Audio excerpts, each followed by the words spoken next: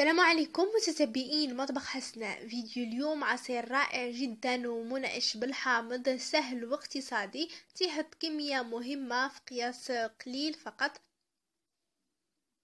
نتمنى انه يروق لكم. الى عجبكم الفيديو خليوا لي لايك واشتركوا في القناة باش توصلوا دائما بالجديد مع تفعيل الجرس. بالنسبة للمكونات فهي سهلة وكالتالي، هنقولها بالتزامن مع العمل. نحتاج جوج ديال الحامضات مقطعين ومجمدين، غنحتاجو 2 كيسان ديال الحليب ديال كيسان العنبه، و4 ديال الماء. 2 حليب كيسان العنبه و4 ديال الكيسان ديال الماء.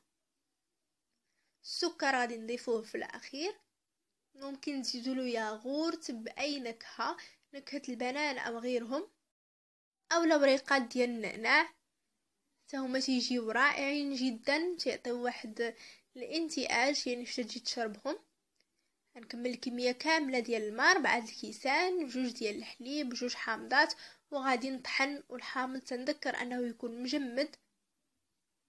غنطحن مزيان مزيان ومن بعد غادي نصفيه.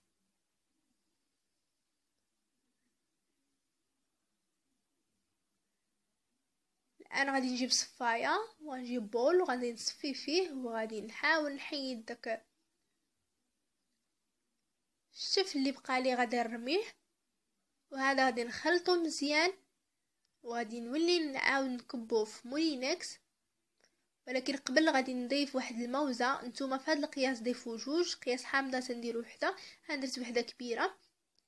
وغادي ندير 3 ديال المغرفات ديال السكر. تيبقى السكر اختياري، حنا تنقصوا السكر ونديروا السكر في الطاوله. اللي بغى يزيد نتوما ممكن ديروا وذوقوا وشوفوا.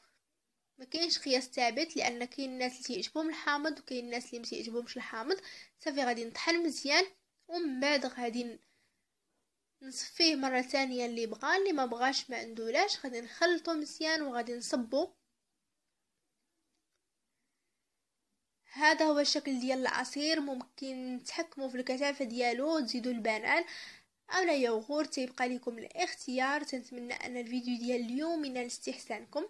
ما تنساوش الى عجبكم الفيديو خليوا لي لايك واشتركوا في القناه باش توصلوا دائما بالجديد مع تفعيل الجرس. خليوا لي تعليقاتكم وما تنساوش تصيفطوا لي تطبيقاتكم عبر الفيسبوك، وتتابعوني عبر وسائل التواصل الاجتماعي انستغرام، بانترست وغيرهم.